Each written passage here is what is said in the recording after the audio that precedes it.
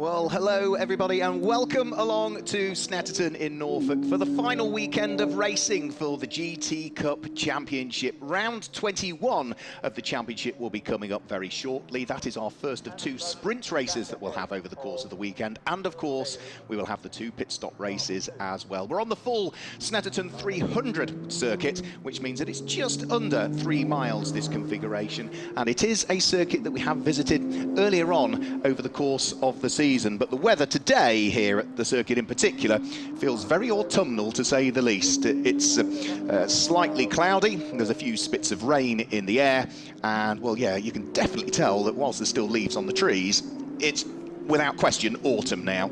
Now, we did visit the Snetterton 300 circuit in the middle of the year for rounds 7, 8, 9 and 10 of the championship. They were also held on the Snetterton 300 circuit. So let's have a quick look back at what happened last time we were here.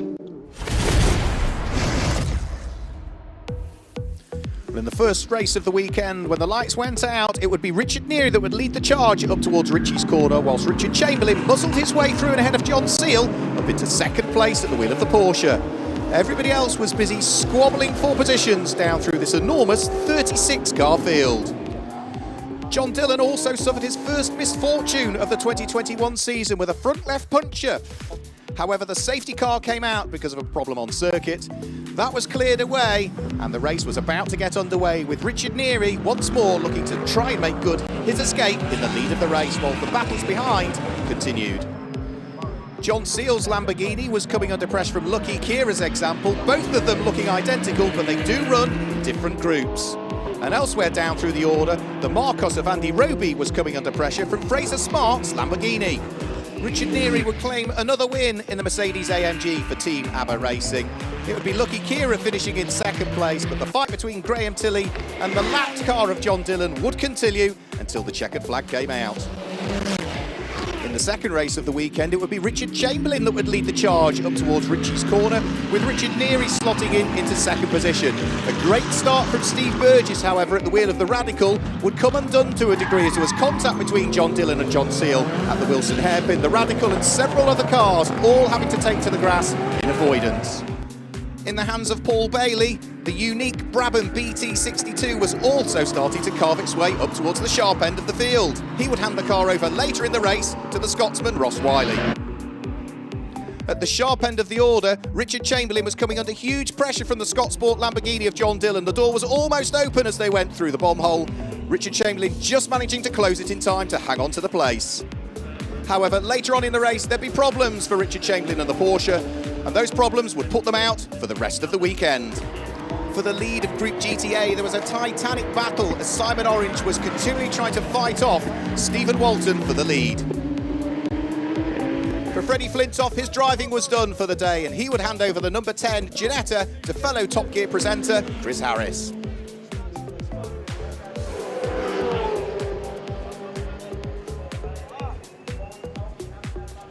However, for Chris Harris, his time behind the wheel of the Ginetta did not last long. Problems with the car spelt retirement at Palmer's. For Sam Neary, though, it looked as though it was going to be victory for him and his father and Team ABBA Racing yet again. Their 6th overall win of the 2021 season in the GT Cup Championship. With the easing of restrictions, it was great to finally get an official trophy presentation done. Some very happy drivers receiving their trophies. A special award also for the driver of the day would go the way of Freddie Flintoff. Today, Sam Neary would lead the pack up towards Richie's corner, and from 4th on the grid, the Brabham BT62 of Paul Bailey would end up in 2nd. Contact in the early stages, Andy Roby would head into retirement. Alex Stevenson would get going again, but would fall to the tail end of the field.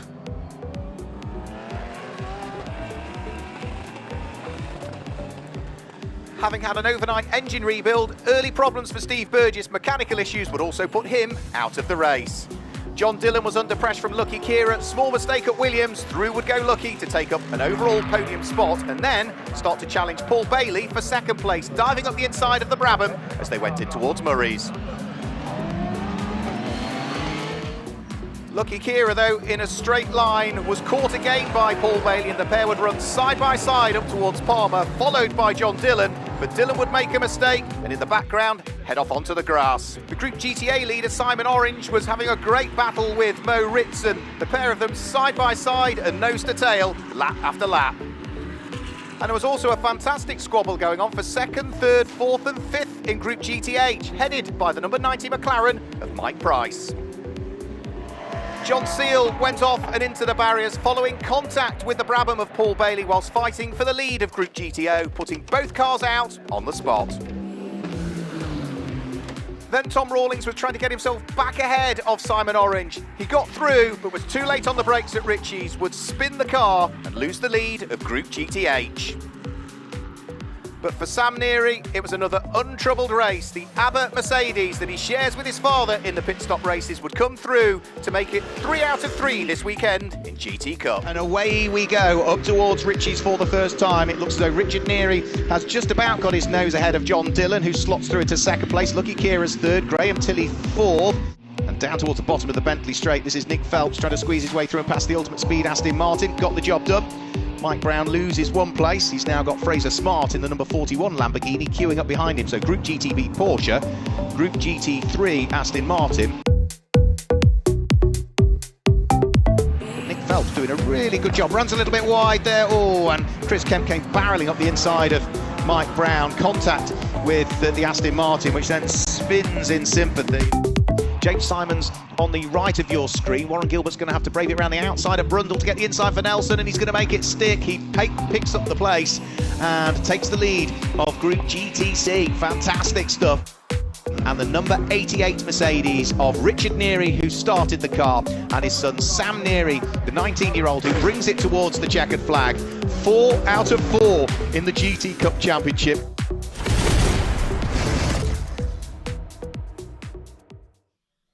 So that was what happened last weekend under clear skies at Snetterton. Very cloudy here and the rain is now starting to fall. We were expecting the sprint race to be dry, but the teams that will be ready in the pit lane will be looking towards the skies and trying to understand as the support race just comes to a conclusion that is just prior to the start of our GT Cup Championship race, what they need to do. At the moment, I would suggest the circuit is certainly dry enough for slick tyres, and particularly as those tyres they'll be putting on will be preheated, but we'll have to wait and see, because as I said, it is the final championship round for the GT Cup Championship, which means we are going to be crowning our overall 2021 champion by the end of play tomorrow. Let's have a quick look at the way the group standings are at the moment. We've got the separate groups for all of the classes. Group GT3 is being head by the car that's won more races than anything this year, the father and son pairing of Richard and Sam Neary. They're on 458 points in the championship, but the Group GTC leading Top Cats Racing Lamborghini of Jensen Lunn, who we still wish well with his recovery, isn't driving this weekend. Warren Gilbert will drive solo. Is the Group GTC leader and is also right up there in the overall championship standings. Group GTB championship leader Nick Phelps could stitch up Group GTB in this race that we're about to see. Mathematically, he is highly likely to overhaul the points tally of anybody else in Group GTB, so is likely to be unbeaten at the end of this race, but we'll have to wait and see as to whether the maths work for him. Group GTH has already been secured by Josh Jackson at the wheel of the Orange Racing McLaren, and Group GTA, as long as he starts this race, Simon Orange will pick up the honours in that one. So Josh Jackson in his car leading Group GTH, the sister car to it, also likely to pick up the Group GTA overall title. And Group GTO is being led by the SBA Race Engineering, Paul Bailey and Ross Wiley pairing. They're not in the Brabham B62 this weekend. That is still at the garage being worked on, waiting for some parts to arrive. So they're out in the McLaren Can-Am as they were at Donington a few weekends ago. So that gives you the group leaders coming into this particular race weekend. But how does the overall championship sit? And maybe we can just bring up that. Sam and Richard Neary lead the overall championship when we combine all of the groups together. They're on 458 points. Second in the championship is the Group GTC Top Cats Racing Lamborghini on 419. Then it is the number 67 Ginetta that is third in the championship, the first of two cars that we've got really from Orange Racing. That number 67 car is lying third in the championship, which has largely been Simon Orange all season that's been racing that, whereas it's been Josh Jackson that's always driven the Group GTH leading number one car that's there at fourth in the championship. Nick Phelps is fifth, and sixth are Paul Bailey and Ross Wiley. And if you look at that, what that means is that we've got each one of the 6 different groups all represented in the top 6 in the championship, which just goes to show that no matter which group you race in within the GT Cup, mathematically you stand just as good a chance as most others to claim the overall title. So who is it going to be over the course of this weekend? There's still, if I've got the maths right, 126 points available, because subject to the number of starters in each group, then 25 points for a win in your group. There's an extra point for fastest lap, there's an extra point for pole position, and if you race in the final 8 races of the season, there's an extra 20 bonus points that come your way as well. And we already know that Sam and Richard Neary are going to miss out on that because they had gearbox issues in race 3 at Donington Park, so they didn't start race 4, which means that that was one of those final 8 races of the season, so they're going to miss out on those extra 20 championship points for competing in the final 8 races of the season. So we'll have to wait and see as to how it all pans out over the course of what's going to be a very busy weekend here. So with the support race just having concluded, there's a little bit of tidying up for our fantastic Snetterton marshals to try and do. You can see the windscreen wipers there going on the rescue unit that's heading around the vehicle, suggesting that conditions are closing in to a degree. But looking out at the tarmac on the start-finish straight, it looks damp, but is it damp enough for Pirelli wet tyres, or are the teams going to go for the Pirelli slick tyres? Now, originally the forecast was for this rain to blow in later on this afternoon here in Norfolk. It is due to get worse throughout the course of the day as well. The weather forecast at the moment from the prevailing southwesterly winds are just going to get stronger throughout the day, and the rain is really going to close in over the course of this afternoon. But surprised that it's arrived as early here, and that probably throws a bit of a curveball to the teams, because I think chatting to a few of them over the course of qualifying, most of the teams were expecting a dry race 1, so arguably they'll have set the cars up for what they were expecting those conditions to be. Dry. You can see the circuit doesn't look that wet. There's moisture foiling. I think with preheated Pirelli slick tyres, that's probably sufficient at the moment. But the difficulty is they'll be bolting those tyres onto the cars at the last possible moment in the pit lane. They'll then send the cars out to line up on the grid. They'll sit there for a couple of moments. Then they'll be released onto what will be a formation lap. And by the time all that's happened, for the start of the race, the conditions could be even worse. We simply don't know. So this is a real roll of the dice for many of the teams here as to what they are going to put the cars out onto, the slick tyre or the wet tyre, for what is the 25-minute race. Now, we also mentioned about the championship, the group championships, the overall championship. There's also the sprint championship as well to consider, and that is for drivers that compete in just the sprint races. And Nick Phelps, who's had a bit of a difficult week, so we're so pleased Nick is on the grid this weekend, is leading that championship overall. So with the cars heading out onto the grid, let's see whether we can maybe guide you through the way that the grid will work, and hopefully we'll be able to pick up on some of the starting drivers for this particular race as well, because for the sprint race, the pros can't get involved. They are not allowed to compete in the sprint race. The amateur drivers will largely be racing. Where we have 2 amateur drivers, the teams have to identify which one will do this sprint race. And if you are partnered with what for this year is identified as being a pro sporting driver, this means that the pro sporting driver can only start in one of the sprint races, can't do both, so can only do one of the 2 over the weekend. So again, those teams have to nominate as to which one they want to put behind the wheel if a pro sporting driver is eligible. Well, the cars are only heading round onto the grid now, so once they line up on the grid, and maybe once they head on the green flag lap, that's when we can guide you through the grid order. If we're able to bring a graphic up, we will, of course, but we could probably rattle through the grid on the formation lap, because all of the cars are simply coming out of pit lane at the moment for what is, yet again this weekend, an enormously full grid of cars. We had something like 35 cars attempt to qualify this morning. Qualifying didn't go as planned for everybody. We didn't see Charlotte Gilbert's Marcos Mantis out at all. She has elected to start off the back of the grid, I gather.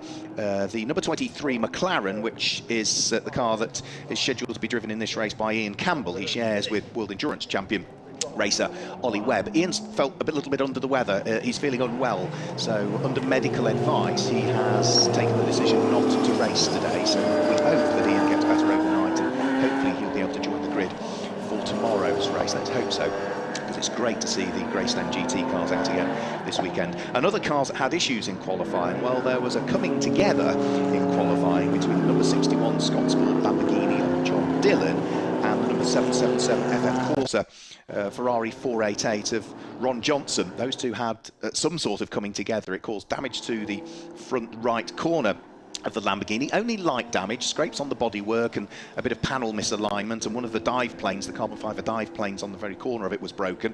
The Ferrari had lots of scuffs on the front of it and was being taped up at the rear of it. Now, what's that?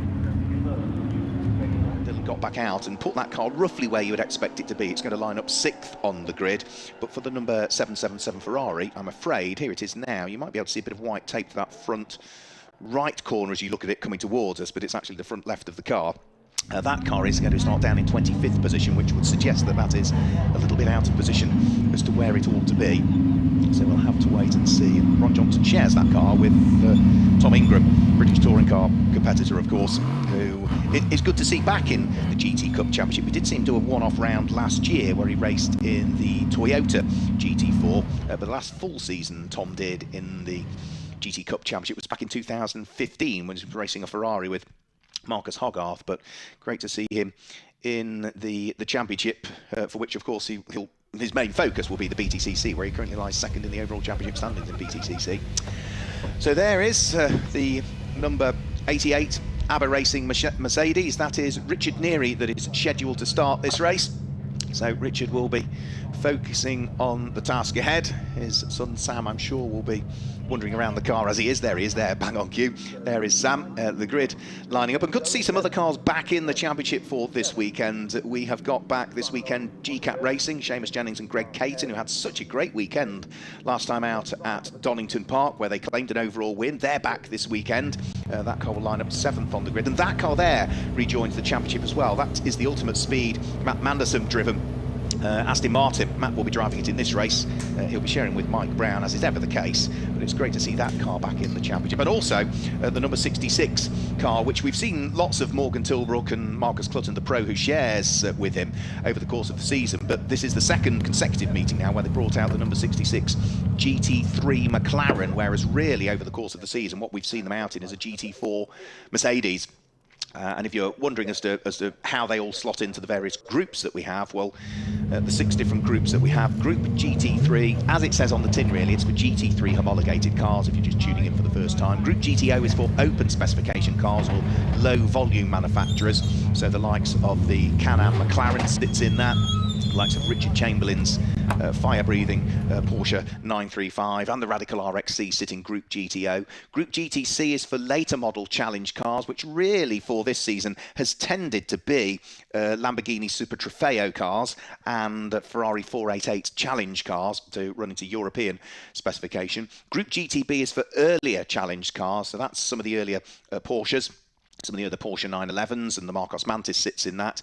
Group GTH is for GT4 homologated cars, so any car that's built to GT4 homologation runs in Group GTH, and Group GTA is for lower specification Cup and Challenge cars and will make series cars. And what that has been really, I think, all season, I don't think we've had anything other than a Ginetta Super Cup car, a G55 Super Cup car in Group GTH. There, look, wet tyres.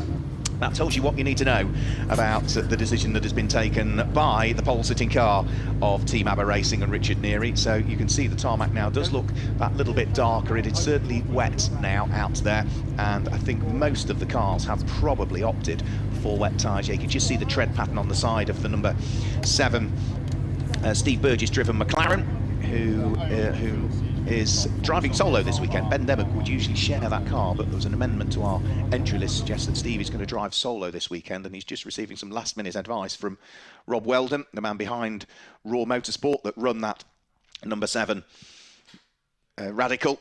So that will be something that we'll have to watch out on. So we will see smiles all round though from the pair of them, so more than happy with what's going on. And then, nicely joining us again is Alex Melikan at the wheel of his GT4 Porsche. We saw Alex out for a one-off outing at Silverstone, which unfortunately resulted in a very hefty accident for him on the run down towards Stowe Corner in his McLaren, which was rather second-hand in what was a multiple car incident. But nice to see Alex back out at the wheel of this Cayman GT4, so he will line up towards the tail end of the field. I think he qualified something like 30th in terms of qualification, but there were a few cars that have got grid penalties because of carryover problems at Donington Park. So the likes of the number 15 car, which was the Century Motorsport Aston Martin, 3-place grid penalty. The likes of the number 50 car also gets a 3-place grid penalty, and that's the Veluga Motorsport Porsche. And also the other car that gets it is number 82, which is the Feathers Motorsport Aston Martin. James Guess also a 3-place grid penalty because of some problems at Donington Park, which means that those penalties will be applied at this event here. So you can see under dark skies with the spits of rain on the camera screen as well. I suspect once we get the cars rolling, that will give us an idea as to how much spray is going to be kicked up by what are very, very good Pirelli tyres at dispersing the water around this fantastic Snetterton 300 circuit. 2.9689 miles to absolutely be clear as to how precise the circuit distance is. And in terms of the marks represented, you can see just enormous variety on the grid. So the likes of Mercedes, Radical, McLaren, Aston Martin, Porsche, Lamborghini. That's just the first 6 positions on the grid. Six different marks represented. We've got the Nissan on there, the Nissan Nismo GTR, which, if you're wondering, is that going to excel in these conditions because it's 4-wheel drive? Well, the answer is it's not 4-wheel drive. It's a GT3 homologated car, so it is a rear-wheel drive Nissan. A few people did wonder earlier on in the season why the car wasn't perhaps dominating in wet. It's because it's rear-wheel drive. It's not under 4-wheel drive configuration as others have been. Of course, we've also got Ferraris on the grid as well, Ginettas on the grid as well.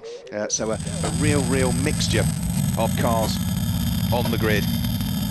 So engines being struck into life, and once they head off on the rolling lap, I will guide you through the way that they are going to line up for this 21st round of the GT Cup Championship. Remember, sprint race and a pit stop race today. We repeat that tomorrow, and by the end of the weekend, if everything goes to plan, we will be able to, subject to official confirmation and all the technical checks that need doing, we will be able to crown our overall champion for this year. Now, we could crown a champion in this one, but it would be the Group GTB champion. All Carl Cavers at the wheel of that red Porsche that's to the left of your screen, about mid-pack. All he needs to do is finish this race. If he finishes the race, that's the Group GTB championship for him sorted. It means he's out of reach from anybody else, his fellow competitors in that group, for the rest of the weekend. So safety car with its lights flashing at the front of the grid. It will pull away very, very shortly, and you can see that, yeah, already the cars have got their lights on, windscreen wipers going in deteriorating conditions. So let's guide you then through the grid and pick out the starting drivers for this one. Pole position is number 88, Richard Neary, at the wheel of the Team ABBA Mercedes, and alongside is number 7, the car of Steve Burgess. Row 2 of the grid is the McLaren of Morgan Tilbrook, and the Aston Martin, number 47 of Matt Manderson. The third row of the grid sees the orange Porsche, Richard Chamberlain, line up alongside number 61, John Dillon's Lamborghini, and row 4 of the grid is going to be the GCAT Racing Porsche of Seamus Jennings, lining up alongside Graham Tilley's Nissan. Row 5 of the grid, that is going to be Warren Gilbert in the Group GTC leading Lamborghini. Alongside him is number 28, which is going to be Paul Bailey at the wheel of the McLaren Can-Am, one of only 3 cars that were ever built to that particular specification.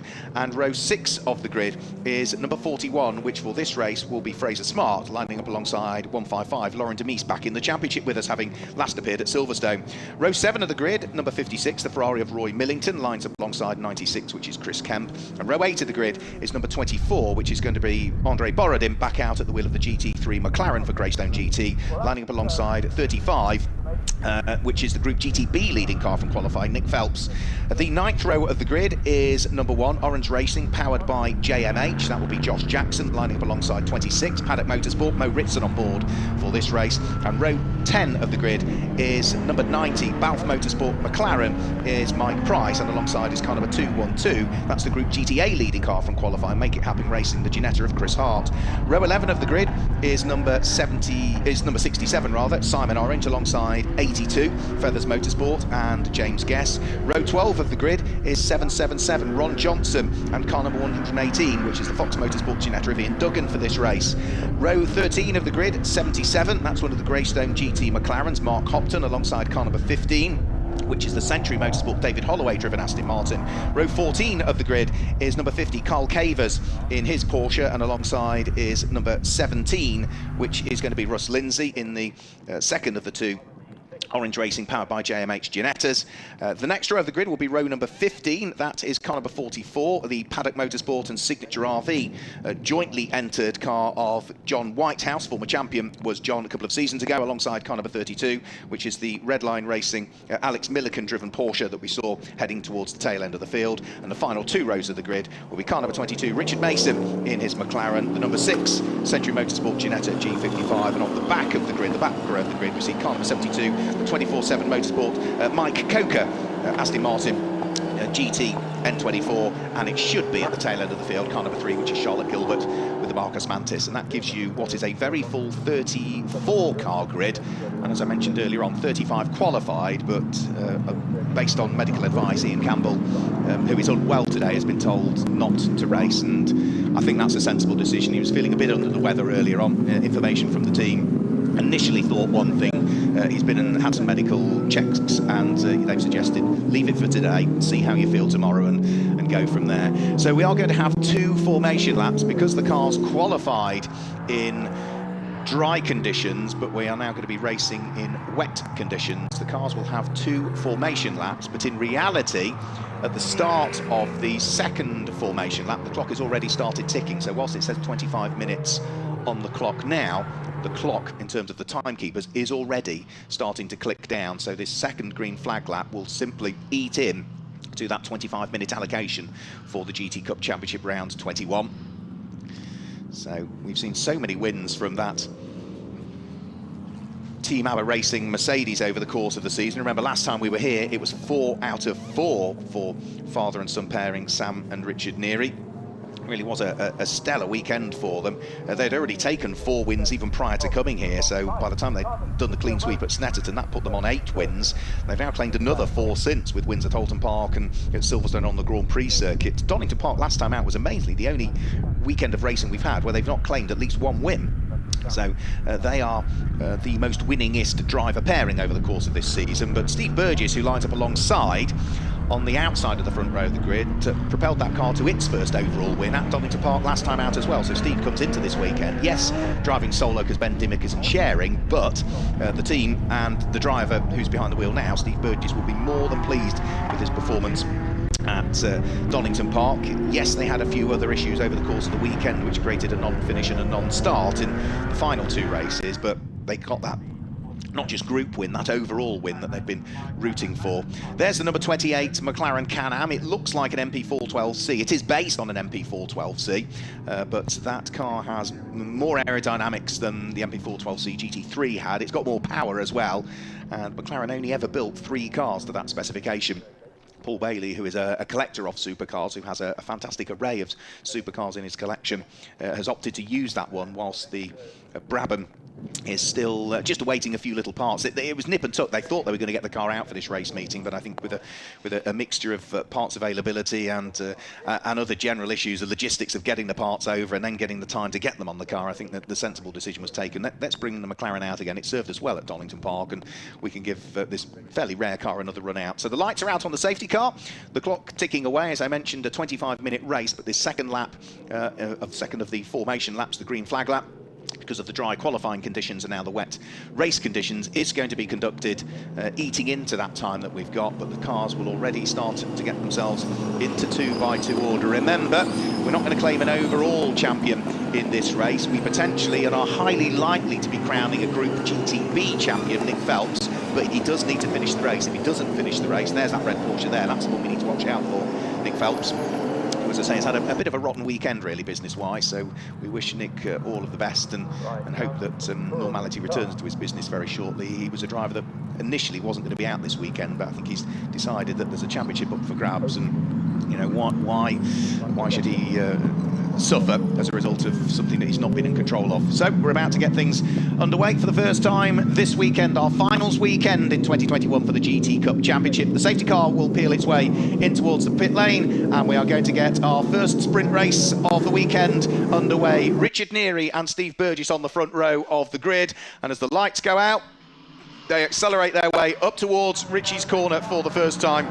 Richard Neary has the inside line. Steve Burgess, though, on the less polished surface, the outer line might work here in the wet conditions. Let's hope that everybody treads gingerly through the first couple of corners, because it's a very full grid, and it's a track which has worsened over the course of the last 10 minutes. Steve Burgess has taken up the early lead in the race, but takes a wide sweep through the Wilson hairpin and then gets bottled up a little bit behind the Mercedes on the exit of the corner, whilst he needs to watch his mirrors, because John Dillon's had a good start as well. He's come from 6th on the grid up into 3rd position, so he's already managed to carve his way through a little bit of traffic, including the likes of the CTR Developments Porsche of Richard Chamberlain. He's got past the Ultimate Speed Aston Martin as well.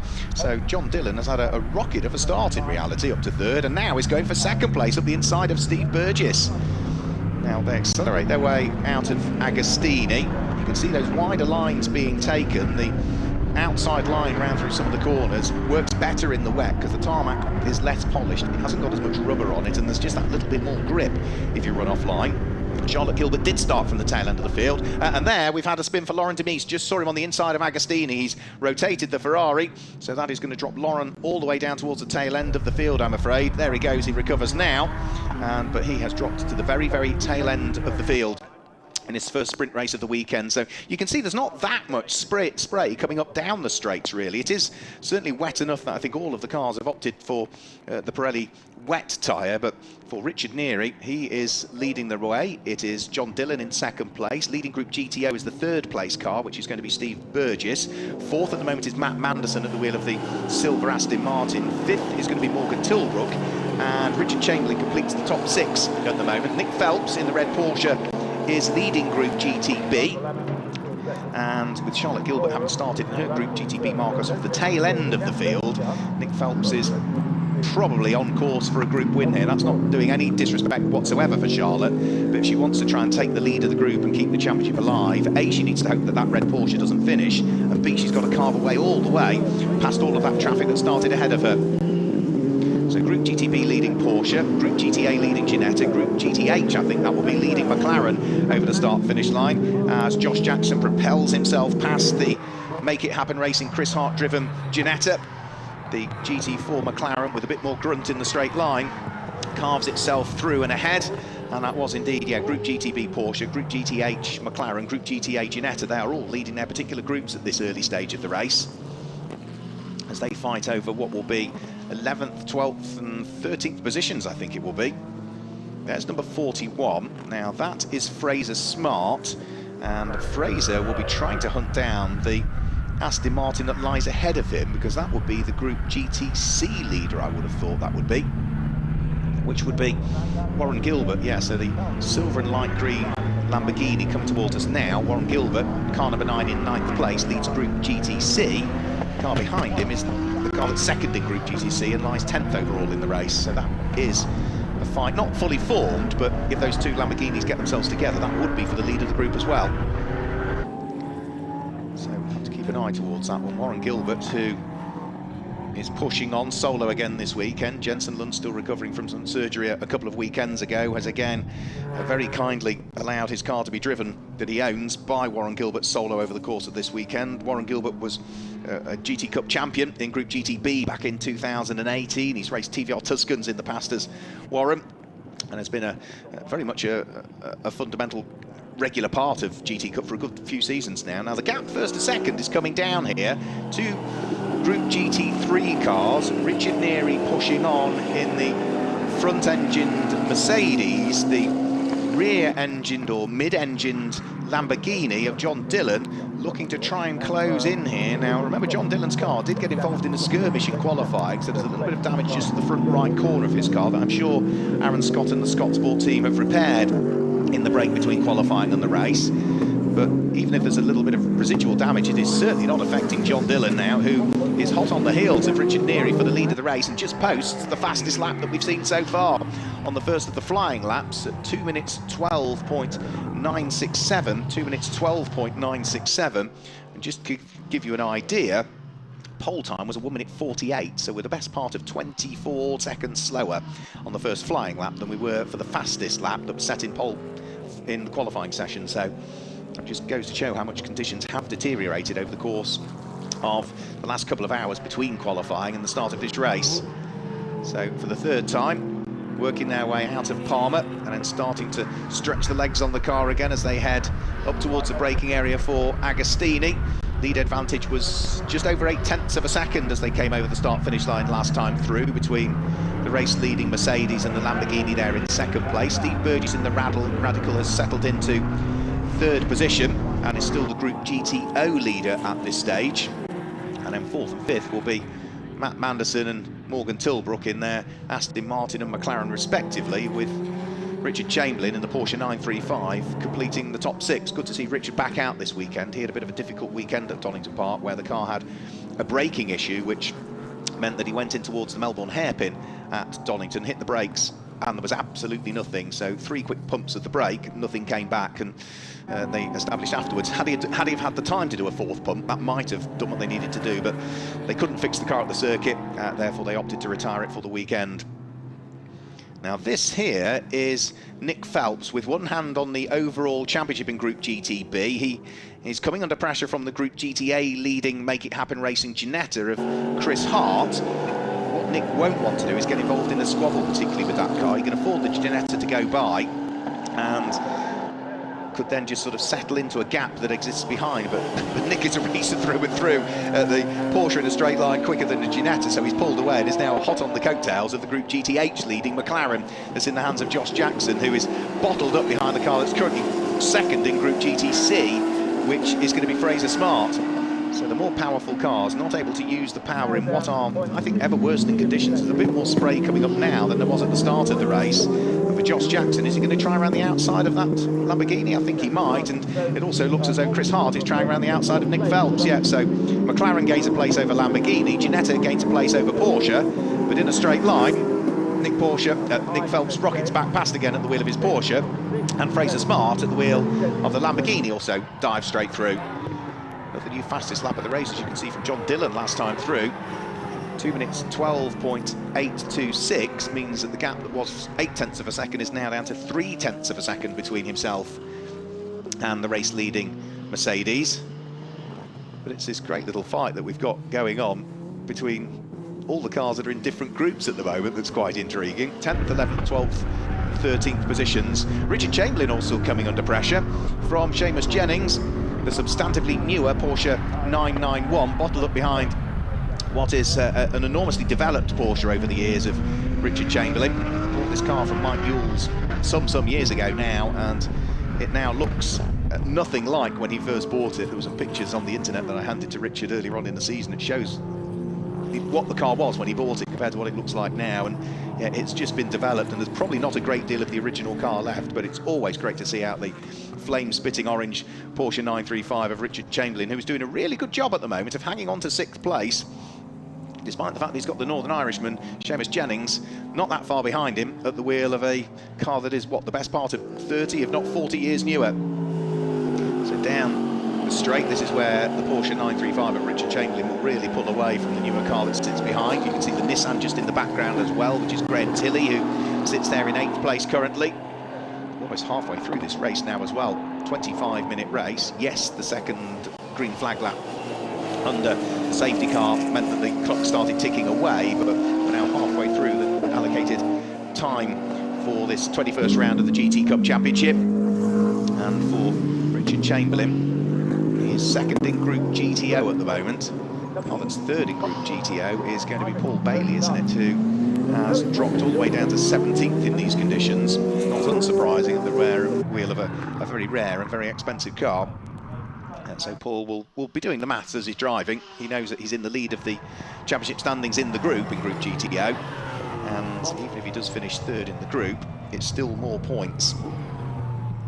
His main championship rival, of course, Steve Burgess, leading the points. Now, Morgan Tilbrook's put the fastest lap in now. 2 minutes 11.356 from the number 66 McLaren of Morgan Tilbrook. So a really good lap put in by him. He might be closing in towards the coattails of the Radical before too much longer. There's the number 50 for Lugo Motorsport, Porsche Cayman of Carl Cavers. He's got former British GT racer Ron Johnson just ahead of him. Ron, who raced for Speedworks in a Corvette in the British GT Championship some years ago, also did a chunk of Ginetta G50, I think it was racing, G55 racing did Ron some years ago. Good to see Ron back out. I don't think he's done a great deal over the course of the last few seasons.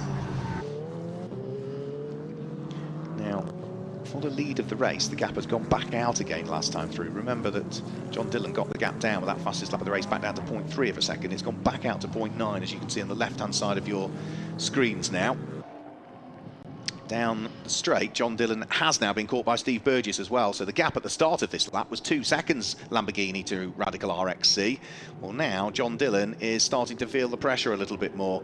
Now, I do wonder if perhaps maybe that car either has a compromised setup on it that isn't quite as suited to the deteriorating conditions, or surely they couldn't have started that car on wet, so it looks to be too much spray coming out of it, and I think had they have done, I'm sure we'd have seen John into the pits by now. And off, that is the Group GTH leader that is off, and that is Josh Jackson that is parking the orange racing powered by JMH McLaren at the side of the road. Now, he has already stitched up the Group GTH Championship for this season, but was right up there in 4th place in the overall championship standings as Steve Burgess goes through at the wheel of the Radical, picks up the place going in towards Richie's corner, but I think ran a little bit wide. Yeah, so straight back through goes John Dillon into what will be the lead of the race by the look of things, because Richard Neary must have made a mistake on that lap in the middle sector. I think the Mercedes has had an off, so this is now for the lead of the race. So Steve Burgess leading, John Dillon going backwards, John Dillon leading, Steve Burgess with him, Morgan Tilbrook in on the mix as well, and quite what happened to Richard Neary, I don't know, but that Mercedes lost the best part of 13 seconds in the middle sector of the lap, and I think that's going to drop him down into 5th position now. Here comes Matt Manderson in the Aston Martin in 4th. Yep, now that's the Mercedes behind in 5th place. So Richard Neary did have an off somewhere, and that has dropped him down into 5th position, and that is Warren Gilbert is off. We've not seen a single mistake from Warren all season hardly, so a spin at the wheel of the car that was leading, Group GTC, just going to show how tricky the conditions are now getting out there. So Warren Gilbert with a mistake, that drops him possibly out of the group lead. We'll have to wait and see. Yes, it does, because coming towards us now is Fraser Smart, is it? No, that is John Dillon rather. Very similarly liveried cars those two have. So our race leader coming towards us, a little bit of traffic just up the road to deal with before too much longer. Lamborghini leaves Radical, leads McLaren, 1st, 2nd and 3rd. So that's a Group GT3 Lamborghini, a Group GTO Radical, a Group GT3 McLaren, which also has a problem there and loses time coming out of Brundle and Nelson in the hands of Morgan Tilbrook. Car sort of faltered on the way out of the corner there.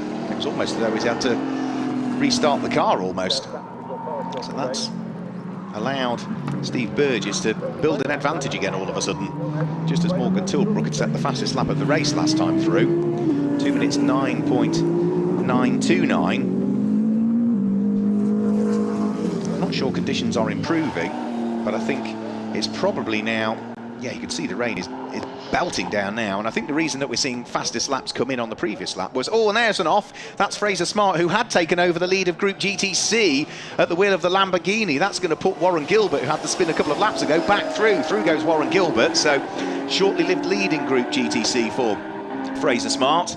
He'll try and fire that car back into life, but we're seeing more and more cars making mistakes now, and I do wonder if that's maybe the cars that had started on slick tyres. You can run on a wet track on slicks as long as you have tyre temperature, and as soon as that tyre temperature drops off, if the track gets too wet and you lose all of the temperature, that's when you're in trouble. And I'm wondering now if that's what's happening. Maybe a few of the cars now have just lost all tyre temp if they're on slicks. So through and over the start-finish sign now go. 7 minutes to go in this race. John Dillon leads Steve Burgess by 1.8 seconds as they came over the start-finish line to complete lap number 6. The fight we're looking at here is Richard Chamberlain, who has still got bottled up behind him the newer Porsche of Seamus Jennings. This is for 6th and for 7th position. Onto the brakes, in towards Agostini, the two of them go. Be so gentle on the throttle coming out of the corner. There you can see the stricken car off on the right-hand side there of Josh Jackson.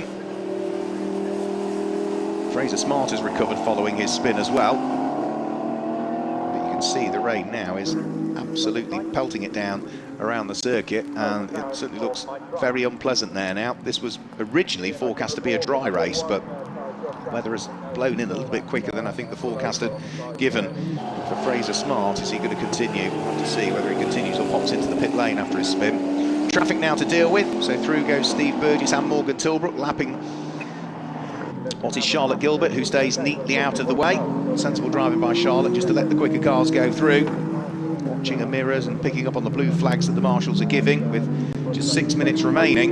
And I think John Dillon starting to scamper away now into an ever-increased lead. It was 1.8 seconds the lead. The battle of the two Porsches still continuing as well. Richard Chamberlain doing a really good job of just getting the door closed in time there on Seamus Jennings. And you can see the spray coming off the back of the cars now. That part of the circuit around through Coram, which is a sweeping right-hander. The tyres having to work overtime to try and disperse the water. The aerodynamics so important on the cars as well. In a straight line, the Group GTO Porsche should pull away from the Group GT3 machine. They're side by side this time as they come over the start-finish line, but I would imagine the orange car has more grunt, and therefore, yeah, Richard Chamberlain eases his way just back ahead again as they head in towards the braking area for Richie's corner. That's a great little fight that's going on for the final place inside the top six, which for the moment is being held by the Porsche 935 of Richard Chamberlain. Seamus Jennings brakes a lot later, tries the wider sweep through Wilson. Is he going to try and get the undercut? Well, if he does on the way out, that would still put him on the outside line for Palmer. So as they run up towards the left-hander now, Richard Chamberlain has the inside line in the orange Porsche. Seamus Jennings on the less polished surface is going to have to brave it out around the outside if he wants to make it stick, and he has done. Through he goes, but now there's another straight, which puts the pendulum back in favour of Richard Chamberlain, who's now got the inside line for Agostini, but can't quite get on the power enough. So sensible driving by both, hard, fair, but it does mean that they are now in a different position, as are these cars as well, because Morgan Tilbrook has now made it up into second position. So through and past the Radical in a straight line, the Group GTO Radical. Has it got more grunt? Can he go back through? Yes, he can. Steve Burgess retakes the place down the Bentley Straight, and that's all to do with the different groups that these cars sit in. More power in the Group GTO cars, perhaps better aero in these conditions in the GT3 cars, but overall, Steve Burgess sticking his elbows out and fighting it out in his Group GTO Radical with the Group GT3 car, and that's what we were seeing from the two Porsches as well, wasn't it? Group GTO for Richard Chamberlain, Group GT3 for Seamus Jennings, but good little fight they've had. Up towards the conclusion of lap number 7 this will be. There is Laurent Demise, the number 155 Ferrari. That's the car that had the spin on the very first lap, if you recall. It's looking to try and work its way up through the order. And at the moment he's mixed amongst Group GTA Ginettas and Group GTH, mixture of McLarens and Aston Martins there. So that is Laurent Demise, who should be able to pick those lesser powered cars off. Heading towards us now. This is James Guest now, trying to get the overlap on Mike Price at the wheel of the Balfe Motorsport prepared McLaren, whilst Laurent Demise is trying to weave his way through the order. Now, where is Mike Price in terms of the race? He is in 15th position. There's also a spin and a recovering car as well. That's the Fox Motorsport car that has just managed to have a rotation. Ian Duggan. So Laurent Demise, yeah, the Ferrari in a straight line has picked off Mike Price.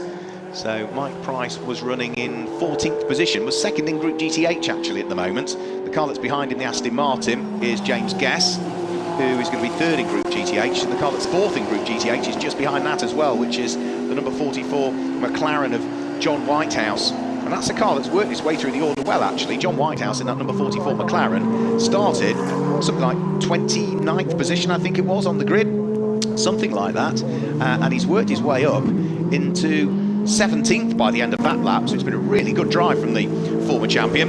John Whitehouse and Steve Rushton having claimed this championship back in 2019. That was the overall championship as well, they claimed. So 2 minutes to go. And spray, as you can see, has got far worse now as the weather's closed in. But for John Dillon, he's got a 2-second gap between himself and the car in second position, which is Steve Burgess as they came over the start-finish line, and Steve has still managed to hang on to it here. So Morgan Tilbrook might be slightly quicker through the twiddly parts, but in a straight line, the extra grunt of the Group GTO Radical is just doing enough to keep the Nottingham-based man, Steve Burgess, multiple former Radical champion, ahead of Morgan Tilbrook. Steve Burgess has been a champion on four wheels on many occasions. Big wiggle from the Radical though as it comes out of Murray's that time through. Sitting sideways in the middle of the circuit on the exit of Palmer is James Guess, who's had a spin at the wheel of the Feathers Motorsport Aston Martin. Oh, and as he tries to rejoin the circuit, he takes out Cole Cavers, I'm afraid. Cole Cavers then has a spin directly in front of Ed Borodin. Well, that was I think James Guess was trying to get the car out of harm's way as quickly as he could to avoid getting sideswiped, and then maybe just didn't quite see where Cole Cavers was, so contact between the front of the Aston Martin as it tried to recover, and Cole Cavers, who was just about to go past the Aston Martin, it's sort of contact between the two of them. Unfortunate incident, and then there's a spin for Ed Borodin as well, so everybody having problems in these tricky conditions here. The McLaren GT3 has a spin. Cole Cavers will continue, but will limp back to the pit lane, I'm afraid, at the wheel of the Faluga Motorsport car. And off has gone John Dillon, who was the race leader, so no matter where we look, cars are having problems. This is potentially the final lap of the race for John Dillon. There's Ed Borodin trying to reverse the car out of the way. Steve Burgess, through all of this, in the Radical, has gone through now to take up the lead of the race, but is still under pressure from Morgan Tilbrook at the wheel of the GT3 McLaren. You don't know where to look because there's so many squabbles going on, and cars making mistakes and drivers making mistakes in these tricky conditions. And Morgan Tilbrook now is trying to side his way up the inside of the Radical. Couldn't quite do it as they went through Oggies. He won't do it through Williams. Down the straight, the pendulum will swing back in favour of what will be the Radical. Richard Chamberlain is trying to stick his elbows out again and work his way past the car of Seamus Jennings. So battles everywhere, conditions worsening, and well, the 21st round of the GT Cup Championship has proved to be a very unusual and very strange affair. So Steve Burgess, for the final time, heads out of Brundle and Nelson. In the background, John Dillon goes off again, whilst Morgan Tilbrook tries to get a run on the race leader heading up towards the bomb hole. Can't quite make it stick through the bomb hole, so time and opportunities are running out here for Morgan Tilbrook. He desperately wants the overall win. He would still win Group GT3 even if he sits behind the Radical, which is moving around like crazy as it heads through Cora. Morgan Tilbrook is very decisive, dives up the inside heading in towards the final corner. Can he get the car stopped in time? Steve Burgess is going to get the overlap, and with a bit more power, the Radical on the run to the line should grab the win as they head up towards the start-finish line. It looks as though it's going to be a win for Steve Burgess. The extra power just telling us they came out of Murray. Steve Burgess comes through to claim the win. Morgan Tilbrook in second place, but will pick up top honours in Group GT3. That was a great fight between those two. John Dillon comes through despite his rally-crossing moments to finish in third place, and Matt Manderson will slither his way through into fourth position. The battles out on circuit still continuing as well, as Ron Johnson's Ferrari coming under pressure from David Holloway's car. This is Roy Millington fighting away with Lauren Demise. Roy Millington's car runs in Group GTC. It's a Ferrari Challenge spec car. It's a GT3 car of Lauren Demise that should be able to go through there. A little bit more power, a little bit better aero on the GT3 car, so I think we'll see that blue and orange car go through, yeah, because it runs in a higher group in reality. Through goes Lauren Demise, which means that car there is now going to be up into 13th position, which isn't bad considering it had a spin and dropped down to, what was it, 34th on the very first lap for Lauren Demise. For Roy Millington, it looks as though it's going to be second in Group GTC at the wheel of that Ferrari. And off has gone Paul Bailey, and that looks as though the McLaren Can-Am might possibly have made a little bit of contact with the barriers there. Let's just have a quick look. Let's hope not, because that, as we say, is a quite rare car. And no, I think it's all right. If it was a touch, it was a light touch for Paul Bailey, which is just going to show how difficult the conditions have become over the course of the last 25 minutes. And this is going to be for the final two spots on the podium in Group GTH. Looks as though Mike Price might just hold off John Whitehouse here on the charge to the line. John's almost alongside, might have his nose ahead, has he? No, just behind on the charge to the line. Mike Price hung on to it by just over 1/10 of a second to finish in 15th position overall in what was a great squabble all the way down through the field. Still more cars piling their way over the start-finish line as the last few cars take the checkered flag, and then we can look towards hopefully being able to confirm a result or two. It could have been a win, couldn't it, for that car there, the number 88 car, but the stories to be told. Richard Neary in the middle sector of the lap lost the best part of 13 seconds on one lap, whilst having been leading the race. It wasn't to be on this occasion, and that has implications for the championship because they were the overall championship leaders coming into that particular race.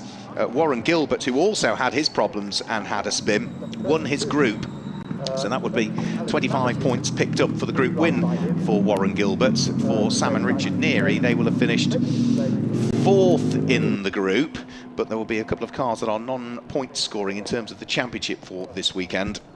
So it may well be that whilst they finish 4th in the race, the group winners in Group GT3 are non-championship scoring. The car that was 3rd in Group GT3 is non-championship scoring, so they pick up the points for 2nd in reality. So 18 points for them compared to 25 for Warren Gilbert. So there's a swing of 8 points, so the gap will close. 1st to 2nd in terms of the overall championship standings, and confirmation also that with Nick Phelps, I think, having come through and secured Group GTB in 9th position overall. There he is, number 35, Nick Phelps. Difficult week for him, as I say, but that's the way to cap it. Not just a top 10 finish, but a win in Group GTB, and that does now mean that Nick Phelps is the Group GTB champion, subject to official confirmation, of course, in the GT Cup Championship for 2021. So congratulations to him. That is, I think, the only champion we can crown in that race, because others were either crowned at Donington or they'll carry on to either this afternoon's race, or maybe it goes down, and let's hope so, to the final races of the season.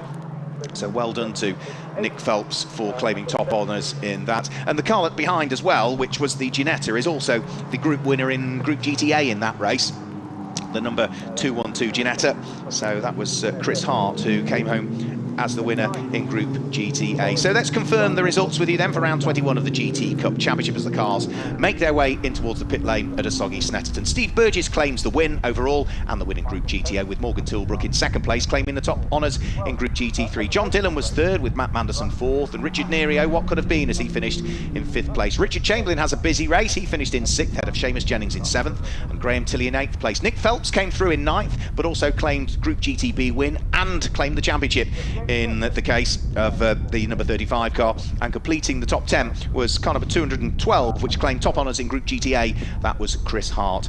In 11th position, as we look outside of the top 11, Group GTC win went the way of Warren Gilbert. In 12th place, it was car number 26 that finished in 12th place, Mo Ritson, with Lauren Demise in 13th, Roy Millington 14th, Mike Price in 15th, ahead of John Whitehouse 16th, Simon Orange 17th, Ron Johnson 18th, Alex Melikan 19th, and it was David Holloway that completed the top 20. Then it was going to be in 21st position, car number 22, off the back of the grid for Richard Mason, made good progress. Mark Hopton was 22nd, ahead of Ian Duggan, Carl Cavers, Fraser Smart, Chris Kemp.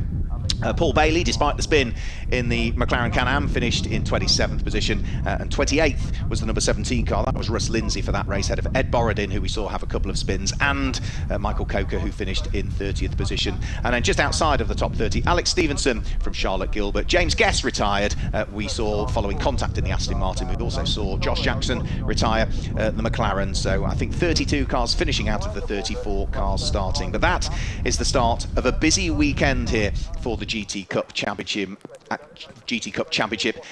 Snetterton. Weather has closed in. We're expecting it to be even wetter and even breezier this afternoon based on the forecasts. But do join us for our pit stop race that's coming up later on this afternoon. So until then, from everybody here at Snetterton, Butte Motorsport and the GT Cup, it's a goodbye.